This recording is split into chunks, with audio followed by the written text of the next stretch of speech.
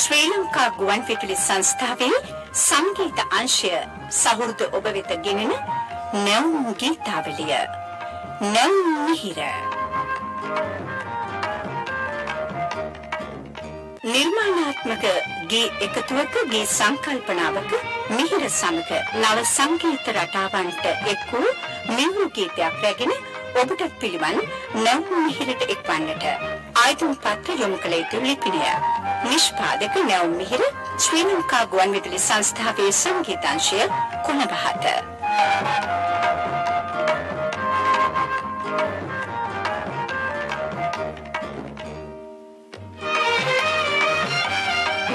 පදමාලාවන්ට නැවුම් සංගීත රටා යොදමින් ශිල්පීය නිපුණත්වයේ හුවා දක්වන්නට ඇති අනකී අවස්ථාවක් මේ. නව පදමාලාවකට නව සංගීත රටාවක් යොදමින් එන මිහිර ඔබ හමුවේ තබන්නට අදත් ගායක ගායිකාවන් පෙළක් සූදානමින්. නැවුම් මිහිර ගීත ප්‍රසංගයේ මුල්ම ගායන ශිල්පිනියටයි මේ ආරාධනය. කෞමුදී හංසිකා. කෞමුදී ගම කියන්න අපිට වේයන්ගොඩ. වේයන්ගොඩ කොහෙද? වේයන්ගොඩ බාන්දුරාගොඩ. වේයන්ගොඩ බාන්දුරාගොඩ සිටයි කෞමුදී හංසිකා පැමිණියේ. කෞමුදී කියන්නේ මොකක්ද කියලා දන්නවද? කුමුදුමල.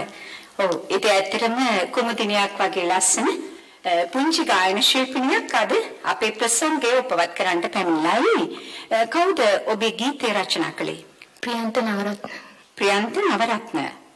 සංගීතවත් කළේ? විශාරද විජිත අමරසිංහ. විජිත අමරසිංහ අප වාද්‍ය මණ්ඩලයේම අපේ සමාජිකයෙක් අපේ සහෝදර කාර්ය මණ්ඩලයේ කෙනෙක්. ඉතින් කියන්න බලන්න දැන් ඔබ කුඩා කාලේ ඉඳලම සංගීතය හදාරන්නට පෙළඹුණු කෙනෙක්ද? ඔව්. කීවෙනි ශ්‍රේණියේ ඉඳලාද නැත්නම් පුංචිම කාලේ ඉඳලාද ඔබ ගීත ගායන්න පටන් ගත්තේ? පුංචිම කාලේ ඉඳන්. ඔව්. ඒ කීවෙනි වයසේ කොයින අවුරුදු 5 විතර ඉඳලාද? හන්තිසාරේ කාලේ ඉඳන් සින්දු. ඔව්. එමුනම් අවුරුදු 5 4 5 වගේ වයසේදී නේද? ඔව්.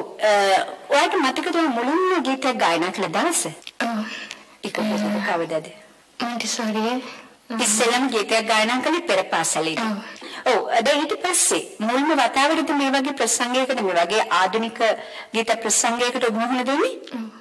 කවුද මේ සඳහා ඔබට ඉඩකඩ ලබා දුන්නේ? අපේ මහා විජිත අමරසිංහ සර් තමයි. හොඳයි. මම හිතනවා මේ සංගීතය ඔබ හදාරනවා ඇති කියලා. කොහොමද ඒ පිළිබඳව කිව්වොත්? ඔබ පාසල් යන වයසේද? ඔව්.